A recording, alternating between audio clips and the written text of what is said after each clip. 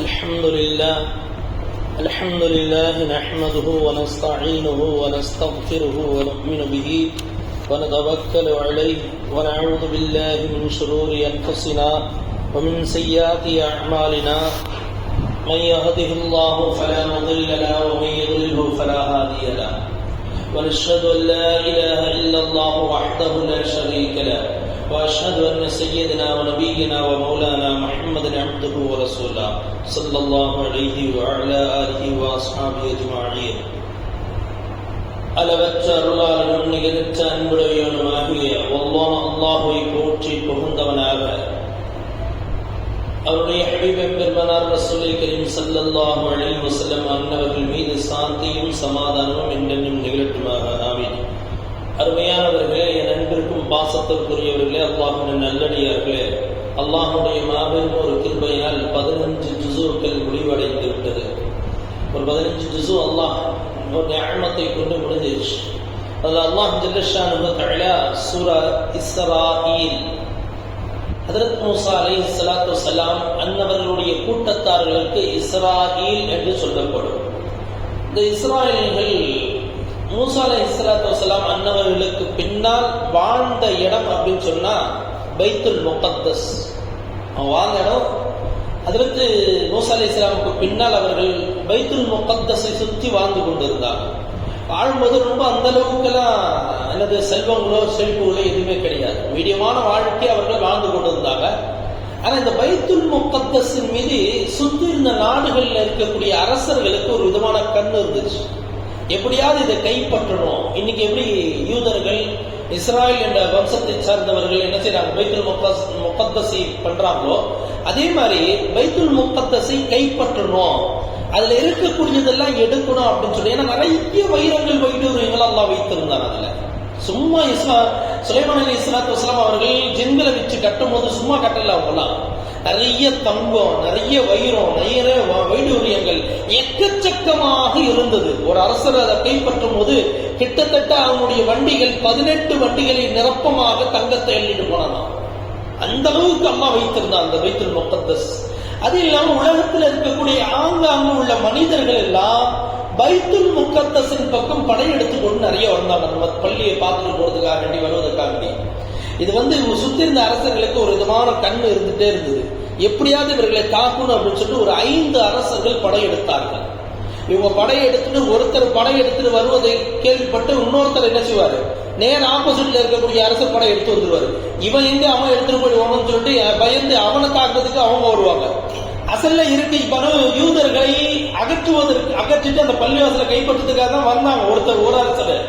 அவங்கள இருந்து நேர் எதிராக இருக்கக்கூடிய அரசர் நினைச்சா இவன் எங்க எடுத்து விடுவான்னு சொல்லிட்டு அவன் ஒரு படையை திரட்டிட்டு வந்தான்.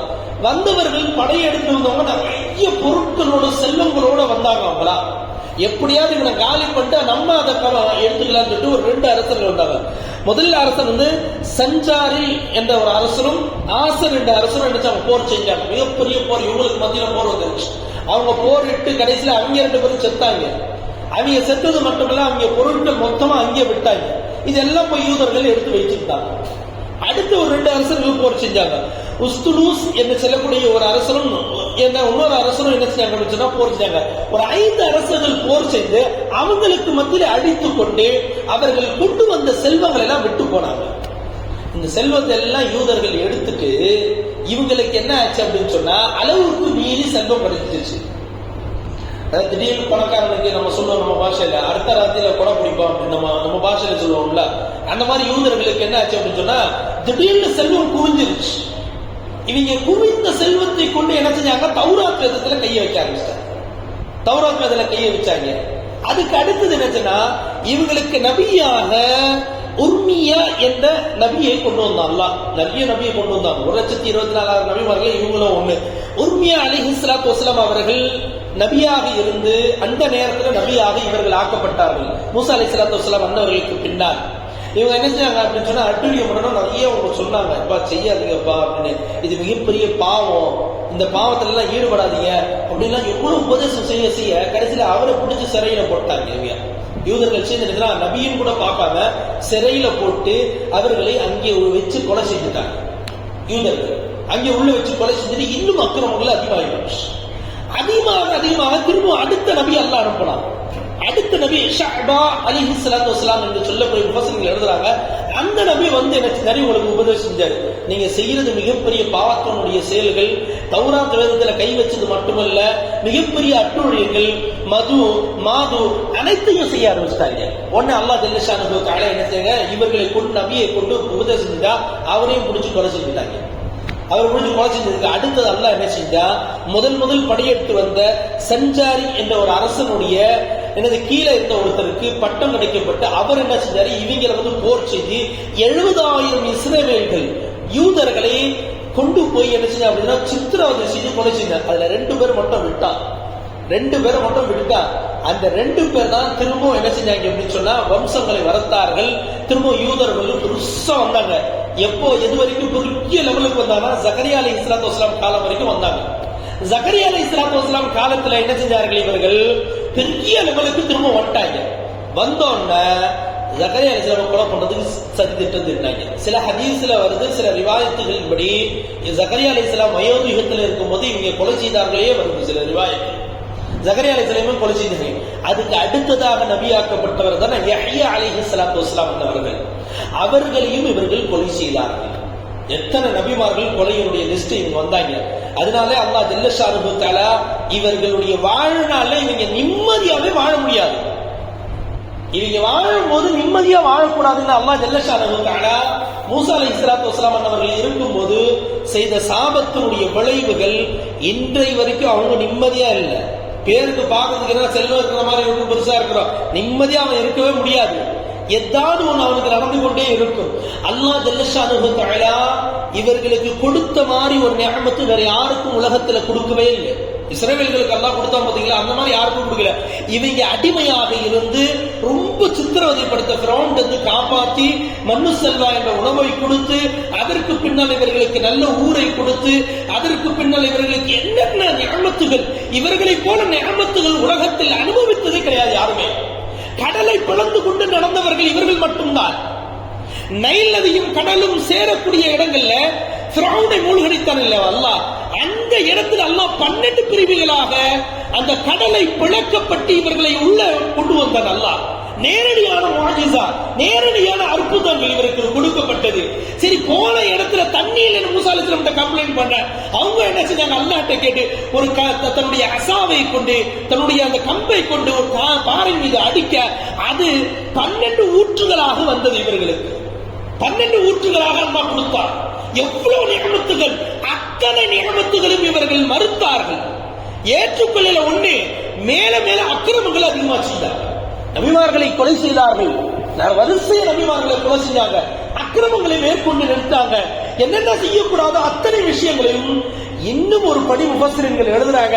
பைத்துல் முகத்தஸில் வைத்தியவர்கள் பலவிதமான கற்பழிப்புகள் நடத்தினார்கள். அல்லாஹ் பாதுகாக்க வேண்டும். யூதர்கள் பலவிதமான கற்பழிப்புகள் நடத்தினார்கள்.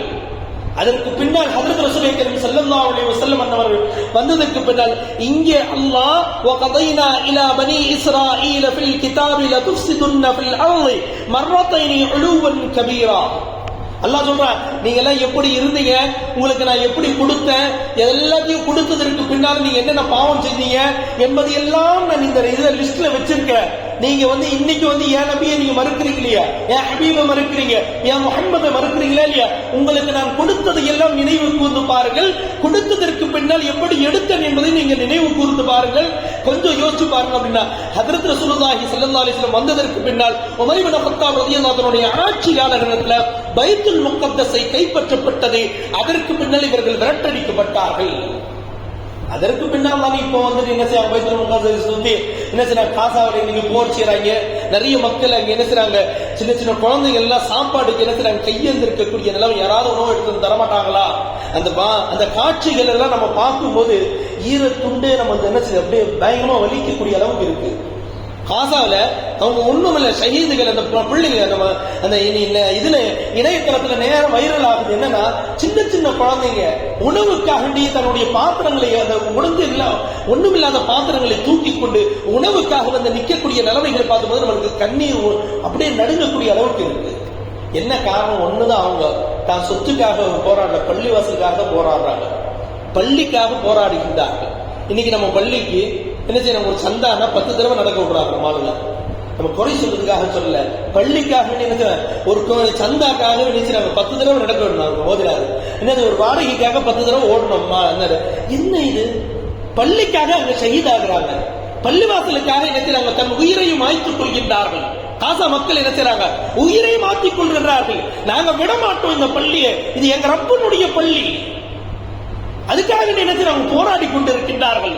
அல்லாஹ் ஜல்ல ஷானுஹு தஆலா இந்த இஸ்ரவேல்கள் செய்த அந்த விஷயத்தை கொண்டு நமக்கு படிப்பினை தெரியுமா, பணம் வந்துட்டா எக்காரணத்தை கொண்டு நம்ம மாறக்கூடாது.